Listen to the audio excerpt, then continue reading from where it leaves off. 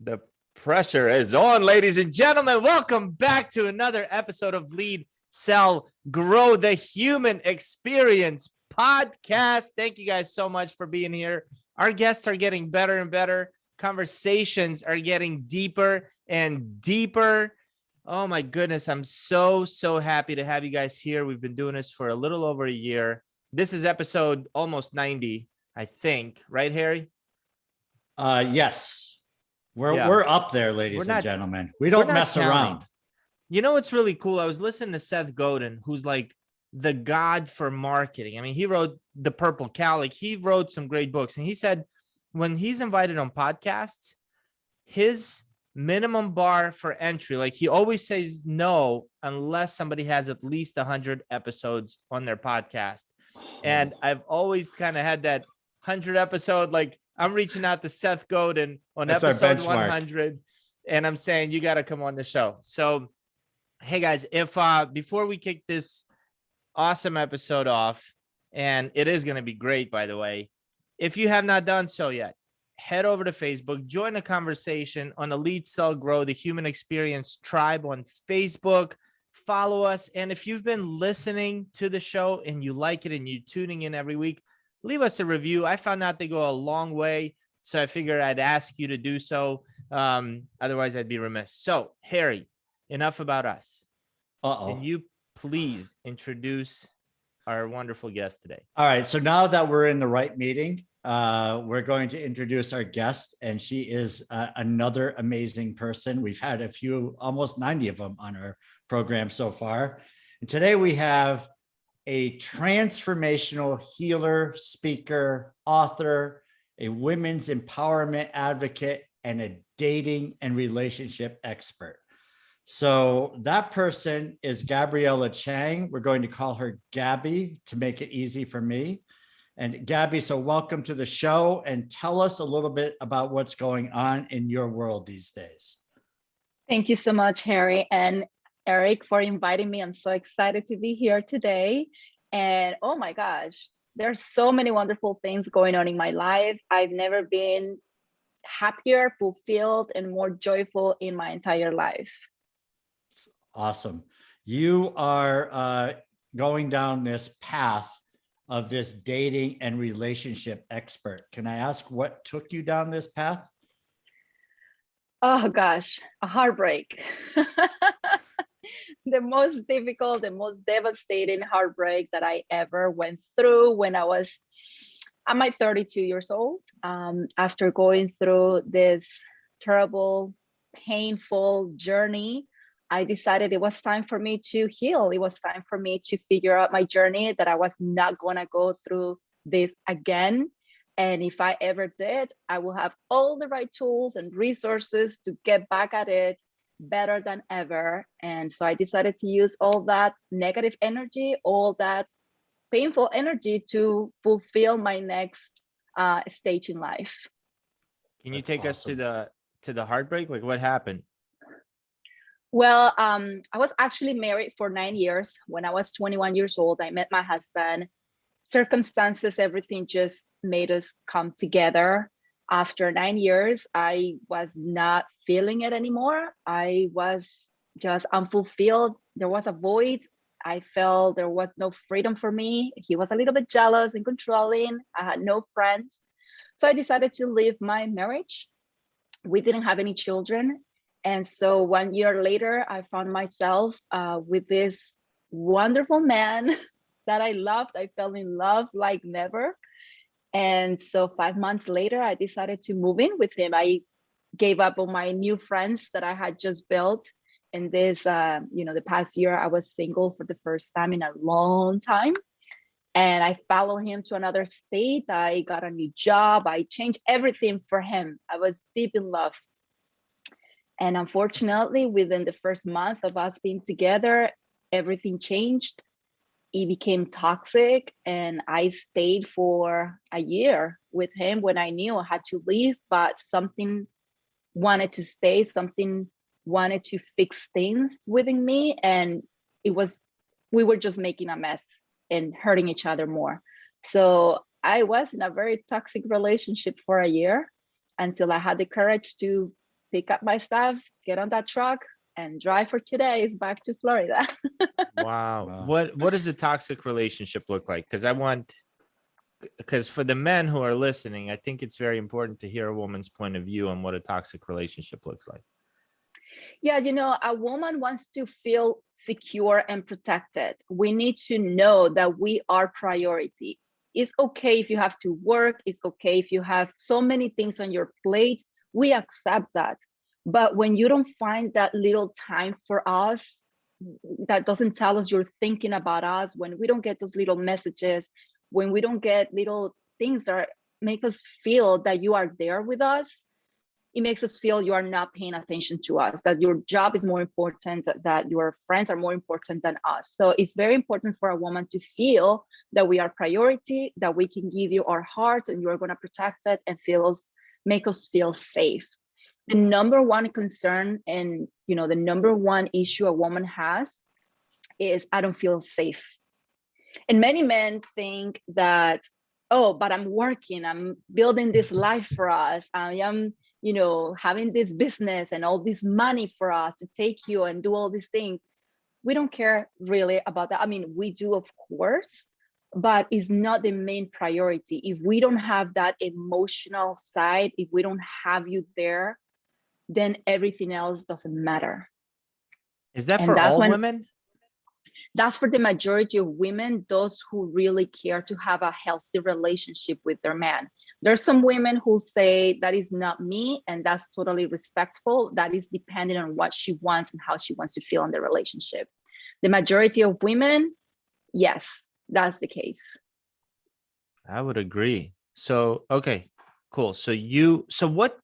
But what was toxic about it? Was that like the fact that you didn't feel safe? Is that equal to being toxic relationship? Or was there more to it than that? It was miscommunication. I will say something and he will say, no, I want to do it this way, or this is my way and I'm not accepting any other way. Also, it is the baggage that we bring into the relationship. So when you are in a relationship and you are trying to fix things, you break up and you get back together. We broke up a couple of times and the trust was already lost from the first time. I'm the one who called it off the first time, and he couldn't trust me anymore. He didn't feel safe with me because he felt at any time I'm going to leave the relationship. So therefore, he didn't make me feel safe anymore because he was not interested in spending time with me. He wasn't planning any time. Sex was not happening anymore. He was turned off. He was pulling away. And that made me feel even more insecure because he's pulling away. He doesn't want to spend time with me. He doesn't want to communicate with me, and I could have used some techniques that I know now to help the communication, but because I didn't have those communication tools and resources at my disposition, I made a mess out of it. So I take full responsibility for the toxicity in the relationship. I also didn't have healthy boundaries as a woman. So I was wearing my heart in my sleeve because I was in love with the guy. I was giving him my entire self. I was cooking for him, cleaning while I was holding my job and going to school. And I was doing everything to save our relationship. But the more I was giving and giving and giving, the more he was pulling away and not wanting to spend time with me. So that can turn into a toxic relationship. Mm-hmm. Like so having my own coaching kind of background, I just have a question. Like, how do you know that he was pulling away and not wanting to spend time with you? When a man pulls away, he doesn't want to spend time with you. So definitely that is my take on this is he doesn't want to spend time with me, therefore he's pulling away. He's pulling away because there is no attraction. He's pulling away because he feels overwhelmed with all of my energy, with all of that I'm giving, instead of giving it to myself, instead of making myself happy as a woman and having my friends, moving in with him. I lost track of myself. I had no friends in a new city. I had a new job. I was remote. So I was 24/7 in the house. Wow. And that became too much for him. And he didn't communicate to me effectively that he wanted me to take care of myself and go and do my stuff. He was more like, you should go. You can just go and leave. And so for me, it was more like, why don't you want to spend time with me? I just got here. You should want to take me and get to know the city because it's your city, right? Instead, he was just pushing me away so he could have his alone time, which at that time I didn't understand that he needed his time. Because also I came from a marriage, right? I was married for 9 years. So I brought in all of that baggage. I became a wife and he stayed with his single life mentality. That's so huge. that created more issues. If we had him on the show right now, and I feel like Ricky Lake or like Jerry Springer, like we have a surprise guest right now. Oh, Come on no. out. I'm kidding. We do not have a surprise guest.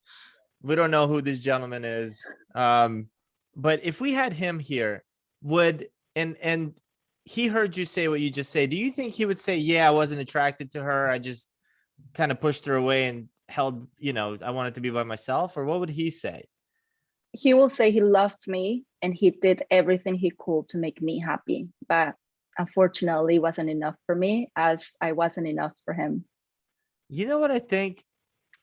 And I'm sure there's so much more to this story, but I see so many couples going through terrible, just like this similar experiences you're having. Like you kind of can't stand being there because you feel like you're being pushed away, and he can't stand being there because he feels like his single life just got kind of a mom and a wife all in one. Somebody's probably saying clean up, and we got, creating plans where this guy just wants to probably drink a beer or something. And nobody takes the time to express to each other what they're feeling. And so you go on, his story is probably like, yeah, she tried to control my life and ruin my life and this and this and this. 100%. And your story is like, he was trying to push me away and this and this. And both stories are not true. They're just true in your own minds. Well, that's the interesting thing about the communication, which Gabby mentioned early on. Yeah. And we think we're communicating. We assume, and I think it was a conversation to have with you, Gabby, is that one of us is going to say, well, I thought all along you meant this by your actions, or we're married, so obviously I love you, right? So, but we may never say it. So these are things that, we're thinking, as you just mentioned, Eric, that we're communicating just because the thoughts are there. But if they're not being uttered, who knows what the other person thinks? Yeah. Right. Totally. And I haven't read this book, but it's very interesting the way they put it. Men's brains are like waffles and women's brains are like spaghettis. So a man thinks in little boxes and he can just focus on one little thing at a time, usually logically, but a woman is a spaghetti.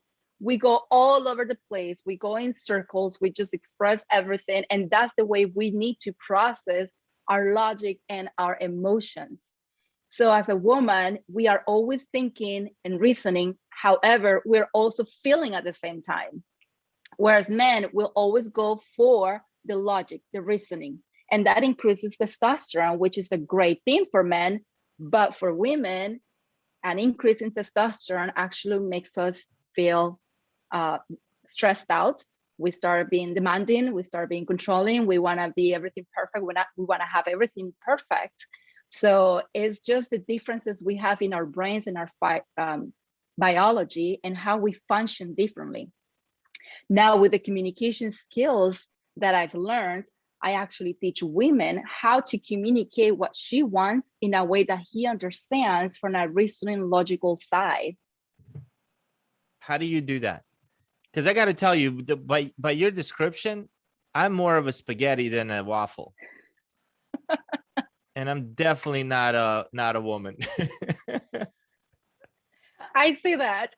However, as a woman, if I can say, I want you to spend more time with me instead of, hi, baby, I really would like to spend some time with you. It makes me feel so wonderful when we're together and when you hold me.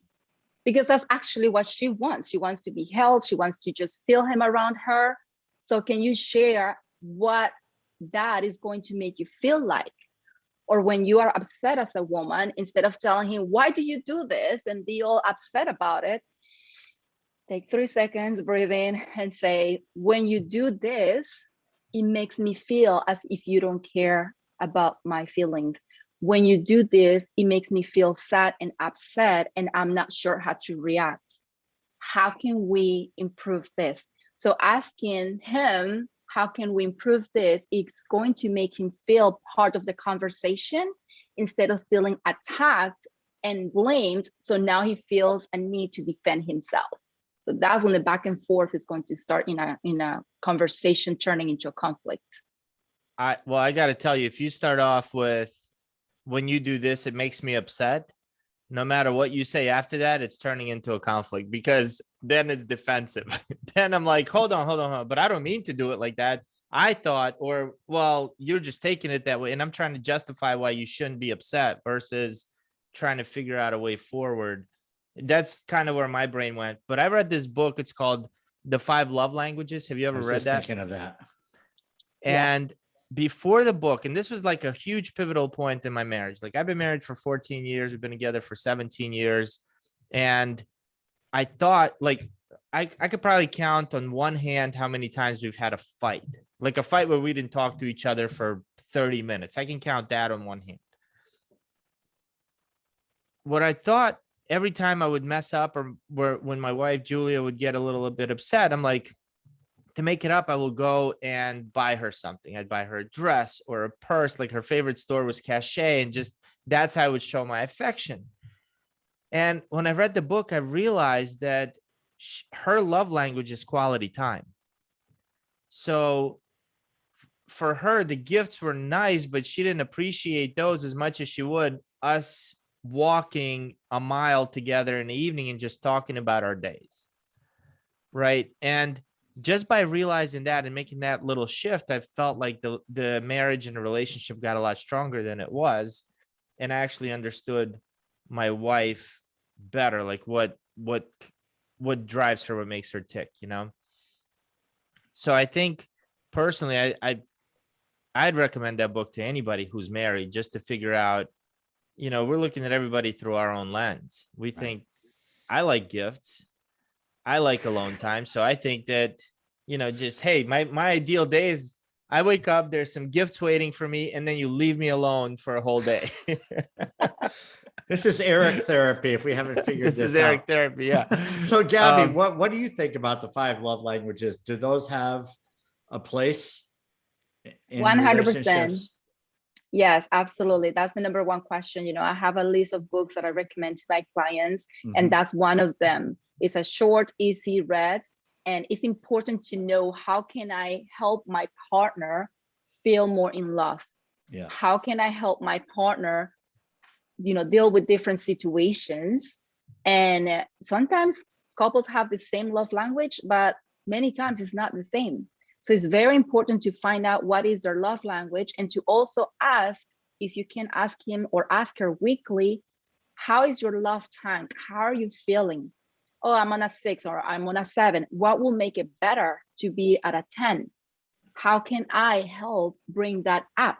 What would you like to do? It's important to remember and to understand you are living with somebody else. It's not just about you anymore. And so you have a responsibility to make your partner happy. Harry, how long have you been married? Somewhere around 33 years. And my wife will say we're happily married for 3 out of the 33. And they're not 3 consecutive years. So as a guy who's been married for 33 years, how do you feel when you hear what Gaby just said? Oh my goodness, dude. I mean, the light bulbs that have gone on over the last, I'd say, with COVID, my wife and I got to spend a lot of time, more time than we spent together since we were kids in the Dominican Republic. So I thought things were like smooth, you know, simple, you know, she's not complaining, everything's great. I'm making all kinds of assumptions. Then someone suggested the 5 love languages. And then we started having conversations. I'm like, what? You're not, what? You're like this? What? And then one thing led to another, and it was just like, oh my goodness, what the heck? Have I been blind? So yeah, I totally recommend that. Getting another set of eyes is like having a conversation. Like the conversation I had with Gabby the other day. One of the things she said is, she says women like to be taken care of. And I went, really? And I started thinking about, I thought women kind of like to be their own boss. They like to have the freedom to do things and so forth. And then I started thinking about it after the conversation ended, because it bugged me that, she said I was wrong. So that's also great. But anyway, no, I'm just mission kidding. accomplished. But the point was that I started thinking about that later throughout the day. And I said, you know what? She's right. Because when my wife and I were first together, it was all about me taking care of her. And I felt great about that. But then as time goes on, she wanted more, whatever. It's not about what the guy does that gives her fulfillment. She wants her own life and vision and dreams fulfilled too. So yeah, I mean, it's great stuff. Now it's my therapy turn. All right. I want to get out of this conversation. Wait, but have you ever asked like, hey, how are you feeling? Are you feeling loved on a scale of 1 to 10? And no, if she I've says made 7, too like, many assumptions, dude. I mean, you're quiet, you're smiling, you're happy. I've made all of the wrong assumptions in life. And, I think, one thing I can relate to, and thankfully it never got really bad. I mean, it's not like we are cats and dogs, but and I don't know if she's going to be honest. She tells me she loves me and that I'm awesome and all this stuff. But the thing that scares me a little bit is knowing people who broke up and, the guy comes home and the wife left. No warning. I mean, we've heard of those situations. And I said, oh man, how can anyone be so dumb? And my wife said, oh, I can relate to that. I'm like, what? And, it was like years ago, it's just like I was in the zone at work, never even giving a care of thinking everything was great at home. And when she said that, it's like, oh my goodness, how did I miss that? Scary. Yeah, it is. And you'll be surprised on how much that actually happens. It's very, very common. And it's also because, unfortunately, because I work with women, we haven't been told or taught how to express our feelings, how to share what we're feeling. So that happens a lot where she's completely unhappy and he's totally fine, or vice versa. Yeah. So well, I it's think important. one of the things, I'm sorry. I didn't mean to cut you off. Well, so one of the things that you said is that communication, I think in our conversation, you said most women would think the guy was totally disrespecting her because he's not communicating, right? And then he thinks everything's great because she's not complaining. Is that kind of what you're thinking, or is... It can be like that because there can be a build up over the years when men can be a little dismissive of our emotions. So we feel now that we cannot share our emotions. And so now we have this all men feeling like, I don't know how to read your mind because now the woman is not communicating. And that happens a lot, right? And so we have to take a step back and say, okay, you're not reading my mind. So how can I express this? Because I've tried in so many different ways to express to you. But when men are just dismissive and saying, let it go, it's not a big deal. You don't have to, why do you have to cry about that? It's just what we have to do as women. And so if men can hold us, not in a pedestal, obviously it'll be amazing, but if men can hold us in a space where we can just share our emotions and they can just understand us without giving solutions and just listening to us, then it'll be easier for us women to process our emotions, to process our thinking and come up with solutions. Because when we share with men how we are feeling or venting out about our date or our difficult situation, the least we need is somebody giving us solutions, because it makes us think like, I'm not smart enough to come up with my own solutions. I'm not intelligent. I don't know what I'm doing. And I'm just being crazy for having emotions. And so that shuts us down as women as well. And obviously that's going to cause to shut down the man in our life. It's a ripple effect.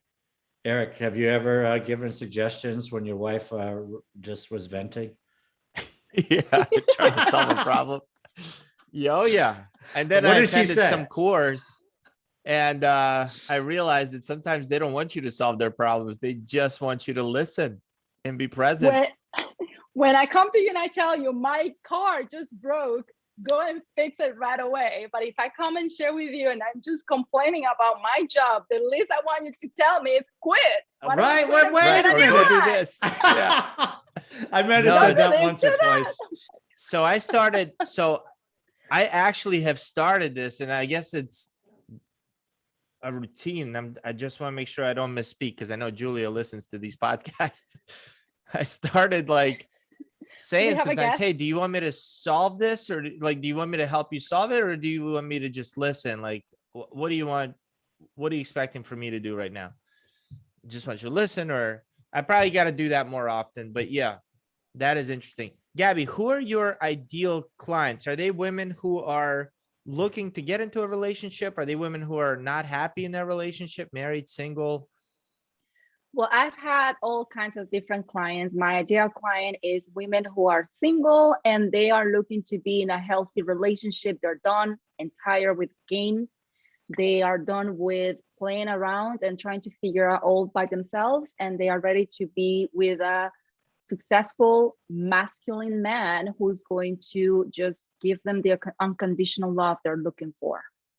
Where are you on the feminist scale? Because you're using some terms right now that like the feminist movement is really not gonna like you for. No, I agree. I was thinking the They do same. not, but I have a strong stand because even though I've never been supportive of feminism, it is damaging our society, and it definitely damaged me as a woman. How so? Because as a feminist, you're taking the provider role. You are splitting everything. You are, I can do it all, and you're not looking for that community that we need. You're not looking to get help. So you can do it all, go and do it all. You're strong, you're powerful. But what happens, you're shutting down your feminine side.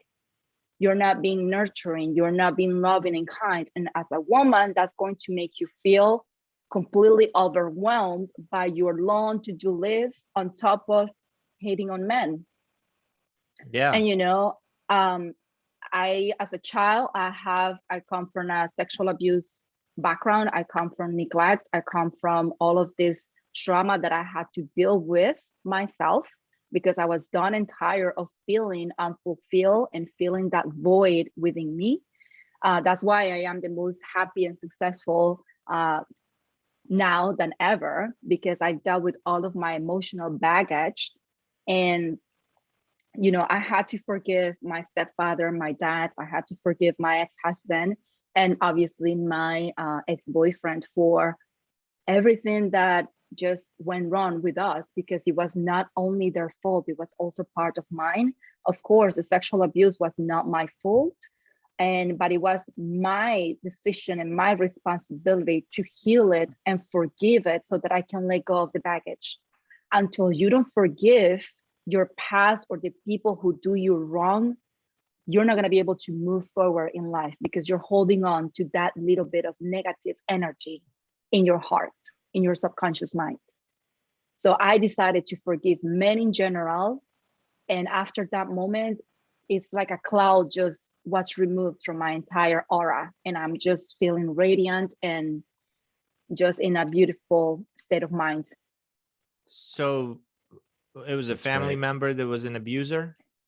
No, it was my stepdad. How old were you? It happened from about 8 to 12. Wow. I'm sorry that happened to you, Gaby. Yeah.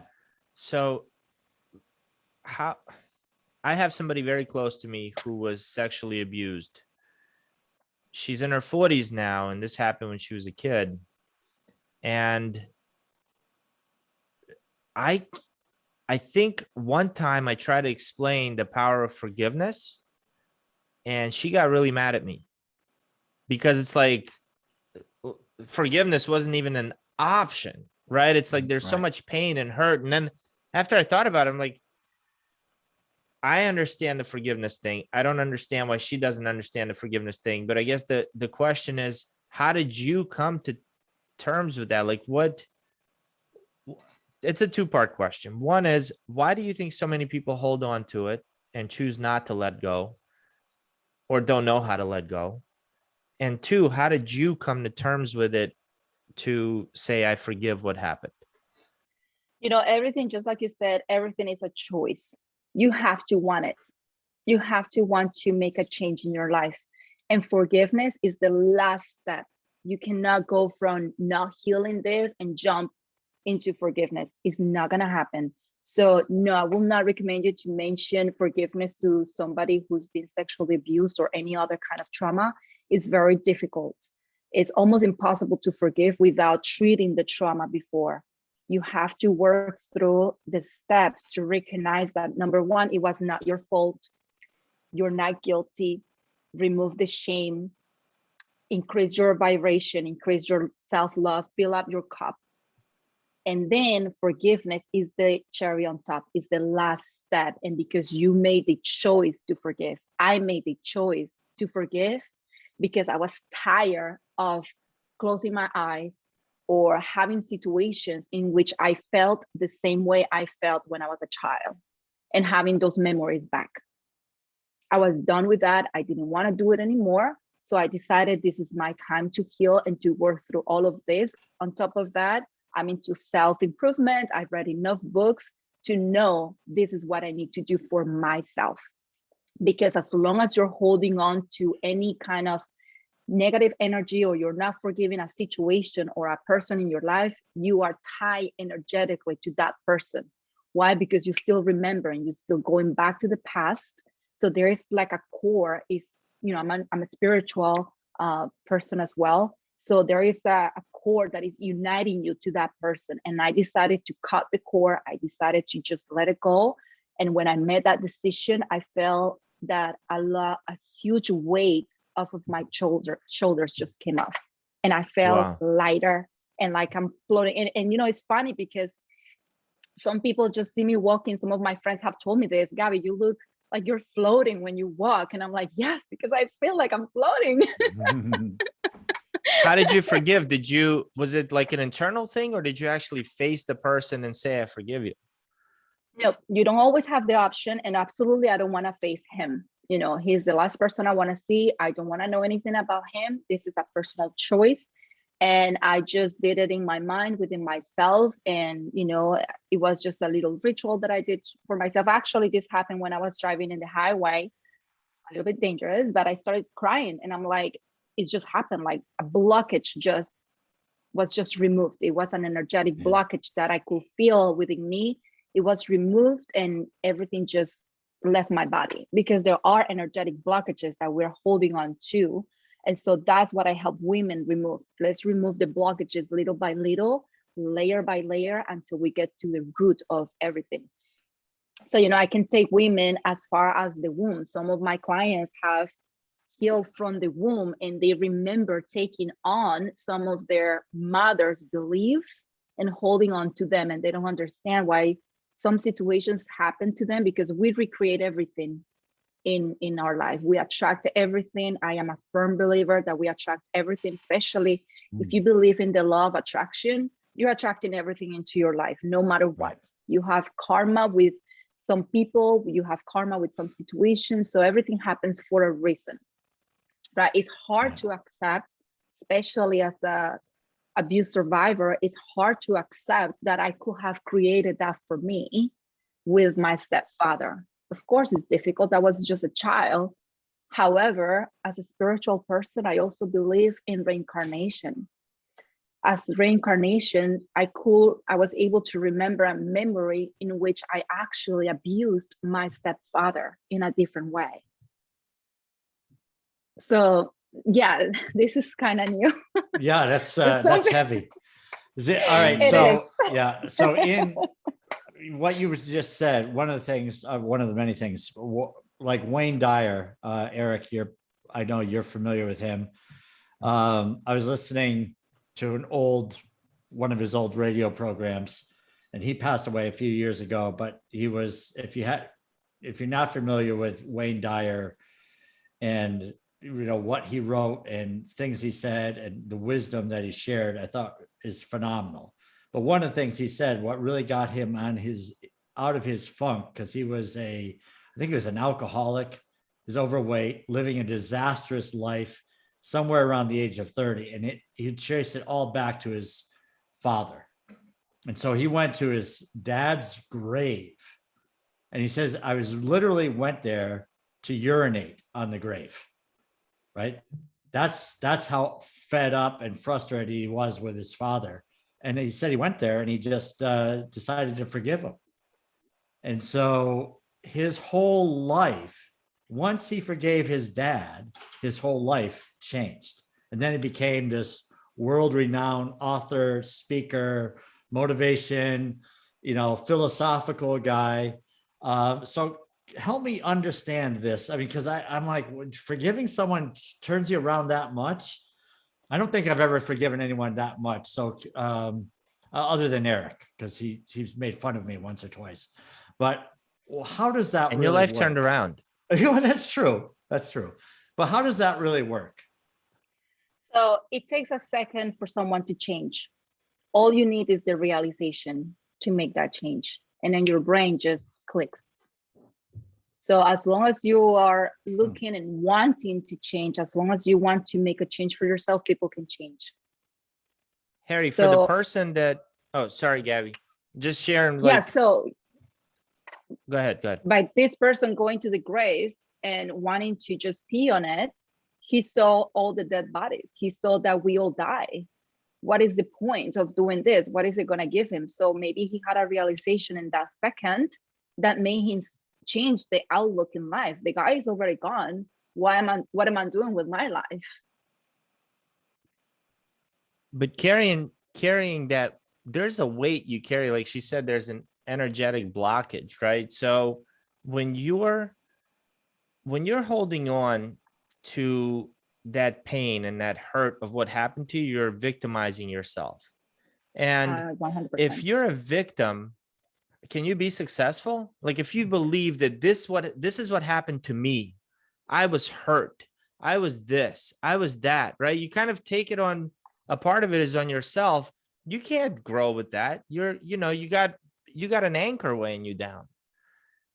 So that blame, all of that, as soon as you let that go, imagine how much room that makes in your life to just say, well, that's gone. Look at the possibilities. You have to look at it, and it's different for everybody. In my case, is what made me become the woman that I am today, because I chose a path for me. I chose to be successful. I chose to go to school and get degrees and educate myself and become wise. And now I'm a spiritual person and I help other people, right? For other people who have never gone through any trauma, you will be surprised on how much they don't feel they're good enough in their lives.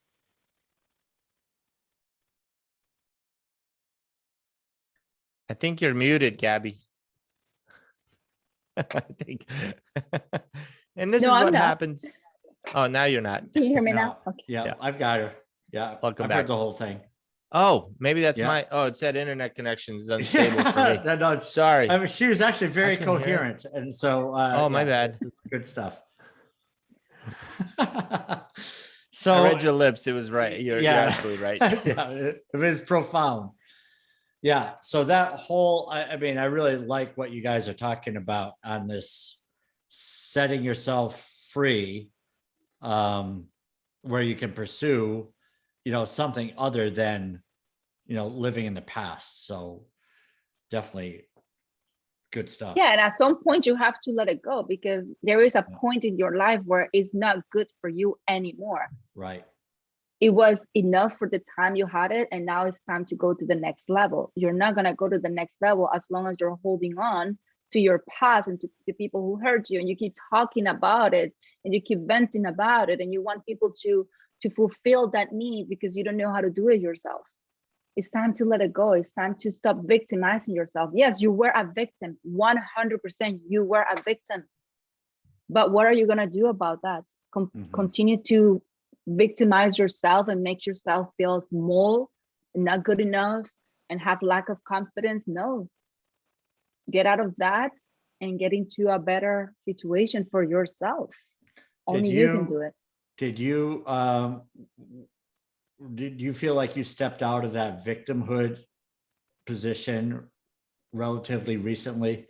Because I know you talked about it, that your friends are saying it's like you're walking on air, but was it kind of gradual? Because I know you had all these challenges. I mean, molestation is beyond a challenge, so not to minimize it, but all of the abuse suffered as a kid. Did you kind of gradually grow out of it, of being a victim, or do you feel like it was kind of a moment? So for me, it was different because I never felt like a victim. For me, it was like, I want to go to school. I want to do all these things. I want to improve myself. And I am from Costa Rica. I came to this country almost 11 years ago. I wanted to be more than just the girl who got abused. So I was never in victimhood. However, I was stuffing my feelings. I was never confronting them. So I was numb. For almost 20 years of my life, I've been numb, where I've been disconnected from my femininity, where I've been attracting men who are more in their feminine side, and I am the masculine. That's why another reason I'm against feminism, because I don't want to be in my masculine energy. I want to be in my feminine. However, I'm building a business. I worked in IT as an IT engineer. Of course, I can be in my masculine. Of course, I'm smart, but I can also be nurturing. I can also be loving and kind and respect everybody around me without disrespecting anybody or making people feel blamed for my life decisions. Yeah, that's Love great. it. Yeah. Gabby, Sorry. I'm just curious, like, where do women find a good man these days? Like single women, I'm meeting them, like there's single women who are really having a tough time finding a guy. If you believe there is a tough time finding a good guy, there is going to be a tough time. Law of attraction, right? I met a lot of amazing, great guys. Now, are they the ones that I want for their? I mean, there's only one that I need for the rest of my life. Well, that's gonna come with time. But I meet wonderful, amazing men every day. So it's all about who are you attracting, and by you saying they're not good men out there, then you're victimizing yourself because you have different expectations. You don't really know what you want. So what should they do? They need to first know what kind of person they're looking for. How does he look? What are his values? What does he do with his life? What are his goals? And what are my goals? And for that kind of man that I'm looking for, am I on that kind of woman for him? So maybe he's looking for a woman who's secure, who's more feminine. If I am more in my masculine, I'm not gonna be a match for that man because he needs a feminine woman. And if I feel my femininity is what weakness, then of course you're never gonna find a man because you're gonna be attracting feminine men who are insecure, need reassurance, players, narcissists. Well, that's Eric and myself. We're both very insecure. So is it okay for a woman to ask a guy out now in the way you think? The way I think, I do not ask guys out. They ask me out. And because when you are asking a man out, or when you are chasing and pursuing a man as a woman, then you are the one moving the relationship forward, not him. And as a woman, if I am the one moving the relationship forward, I'm not gonna feel safe with this man because I never know what he wants, because I am the one always making plans. I am the one always trying to do something for us. He just feels to relax and know she's gonna do everything. And that's when women get overwhelmed with feeling I have to do everything. I don't get any help from him. So it's important as a woman to let him come to you, to let him pursue you. Also, another reason I don't ask men out, because when I've done it in the past, some of them were taken, or some of them were not interested in me. Yeah. So why am I gonna put myself through that? A man who wants a woman, he's gonna come for her. And I want a man who has the drive to come for me and to sweep me off my feet. That's great. All right. So do you journal Yeah. about it? Do you wake up in the morning and you're like, this is for the single ladies out there who are just feeling like it's too hard to find a man. Like what, give them some practical steps. They wake up in the morning. What do they need to be doing or throughout the day to attract that perfect Romeo? I wouldn't say perfect Romeo. Sometimes it can be too much. I would say more of, if you're feeling that I don't find men or I don't know how to attract a good man, sit down with that thought, sit down with that feeling, that question, and just meditate on it. Just meditate on that 20 minutes and then start writing, free writing, and you'll have your questions. This is the reason why you're feeling this way. This is why you're not attracting this kind of man. So journaling is a very important thing to do every day to let go of the blockages, because nobody can give you the answers. Only you can get them within yourself. What a coach thing to say. Yeah. I couldn't agree with you more. It's just, I couldn't agree with you more. Yeah, Eric, as coaches, what we do is we bring out those answers from the client. We don't give them the answers. I don't have their answers. I can give some guidance. I can teach you a few things here and there, relationship and communication skills. But at the end of the day, the answers are within each one of us. And I think you hit the nail on the head where you're every person you meet, you've attracted into your life. You want to meet a different type of person, you start thinking and attracting different type of people. Yes, and start rejecting what you don't want. You're attracting men that are not good for you. Reject them. Don't go and have sex with them. Right. Exactly. Well, it was funny. I was listening to someone recently, some podcast or some book I was reading about people who are in relationships think that they're going to change the person that they're with. And that's the problem. Right. And so the person, the author or whatever speaker was saying, you're not in love with the person that you're with. You're in love with a person that may not exist. Right. Because you're trying to change the person that you're with into someone else. I said, man, that is just such a revelation.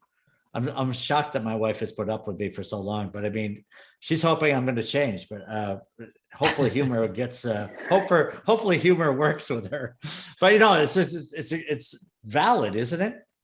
Yeah, there is a saying actually that women get married expecting men to change and men get married expecting she'll never change.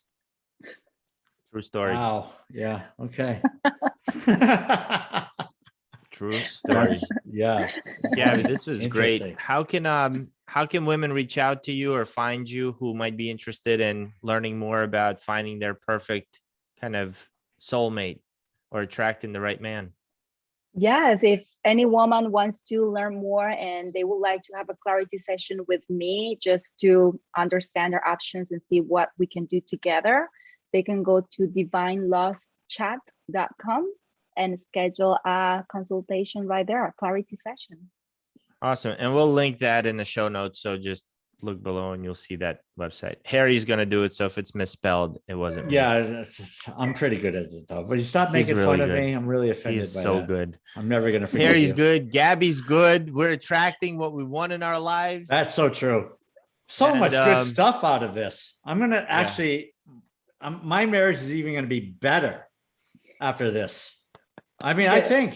What about yours, Eric? I mean, I know you guys have never had a disagreement, which I'm stunned by. Okay, all right. So I'm making a little joke, but not many, but less than 5. That's great. Yeah. But do you feel like this is going to be helpful in your relationship? Yeah, absolutely. Because I think we're creatures of habit, and that 100%. Women want to feel like they're being taken care of, most of them, like deep down at their core, whether media tells you shouldn't or not. That's kind of how we're wired. And just open communications. If I feel a certain way and I want Julia to know, I gotta let her know. Yeah. I think that's the way it's gonna work. That's the intimacy, that's becoming vulnerable, right? And also, people confuse what it means to be taken care of. I don't want to quit my job, but that doesn't mean that I don't want you to take care of me. It's all I want is those little things that that turn me on. All those little things that you can do as a man that are going to make me want you more, and you're going to enjoy it. One a week, take her out on a date and create the most romantic date night. Remember when you were, dating her at the beginning, and just do it once a week. And trust me, you'll have a wonderful night. Maybe not at the beginning if you haven't done it, but if you do it progressively and continuously, you'll see how she's going to turn around as well. Yeah. It doesn't take much, but it does take more. And it's that simple little text message in the middle of the day. Hey, honey, how's your day going? Just want you to know I'm thinking about you. Yes. Is that simple? Hey, I'm going to be driving past your favorite restaurant. I don't mind stopping in there, picking it up for you. Do you have a craving for something? It's just that little something extra to show them that you are thinking about them and that they are more important, or that they are important in your life, I think goes such a long way. Yeah. And if they're venting, don't solve the problem. Just listen. Just hold her hand. Honey, I want to hug you. That's feminine. Problems That's solved. feminine. Yeah, I'm not hugging. That's a whole other conversation. We've got other conversations No. to talk about. You got two hands.